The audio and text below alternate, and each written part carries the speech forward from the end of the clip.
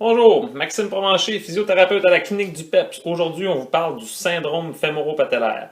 Une blessure très fréquente chez les coureurs. On va en avoir beaucoup prochainement. Augmenter leur volume de course pour se désennuyer ou même commencer la course. Bref, il faut faire attention. Tout ce qui est augmentation de volume, augmentation d'intensité, changement de surface, changement de chaussures, des gros changements dans votre entraînement peut entraîner ce type de problématique qui est très fréquent chez les coureurs. Aujourd'hui, on vous montre comment diminuer vos douleurs aux genoux en utilisant le taping neuroproprioceptif. Un taping que vous allez pouvoir appliquer sur votre genou, que vous allez pouvoir conserver un 3 à 5 jours.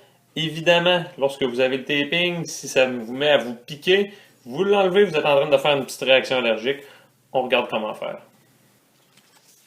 Donc, on va utiliser ici du tape neuroproprioceptif. On a ici du tape noir pour être n'importe quelle couleur. On aimerait ça avoir une petite bande et une bande un petit peu plus longue.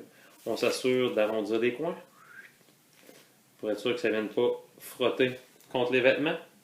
En position assise, on s'assure que le genou soit légèrement déplié. S'il est trop plié, on va avoir de la difficulté à avoir un impact sur la rotule directement. Alors que si on laisse la jambe un petit peu étendue, on va pouvoir venir jouer avec la rotule un petit peu plus. Donc, on débute avec la petite bande qu'on vient couper. Super important, ne pas toucher le tape, puisque si on touche le tape, il va venir coller seulement qu'une seule fois, donc il ne sera pas collant par après. On positionne la bande de tape à l'extérieur de la rotule. On veut s'assurer d'avoir une action sur celle-ci. On va venir chercher le reste du tape. On va venir tirer allègrement vers l'intérieur.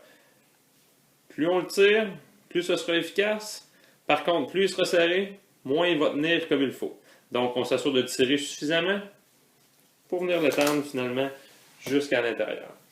Lorsque cette bande-là est faite, on prend la plus longue bande, on vient la déchirer dans le milieu. On vient la positionner à mi-chemin, à moitié sur la rotule, l'autre moitié à l'extérieur de la rotule. Super important, on va avoir une action sur la patella. Donc, on va venir courber le tape, mais toujours en position pour avoir une action sur la patella. Vers l'intérieur toujours. On laisse aller. Même chose en haut. On vient chercher le tape. Et on veut s'assurer d'avoir une action sur la rotule. Donc, c'est important de ne pas venir faire l'autre partie du C trop haut. Donc, on veut s'assurer de venir avoir une action sur la rotule vers l'intérieur. Et on étend le reste du tape sans tension pour qu'il colle bien. Et voilà, on a un beau C avec une bande au milieu. Une erreur fréquente, c'est de venir installer la deuxième bande, soit trop à l'extérieur, donc pas d'action sur la rotule, ou vraiment de venir faire une traction qui est beaucoup trop haute et un C qui est beaucoup trop gros. Bref, qui aura très peu d'impact sur la rotule. Ce genre de taping peut aider quand même, mais on a vu qu'en gardant les bandes plus près de la rotule, on va avoir plus d'impact, risque d'être plus efficace. Dans tous les cas, la pratique est votre meilleur ami. Les physios ont longtemps cru qu'en venant ramener la rotule vers l'intérieur, on venait améliorer le tracking de la patella.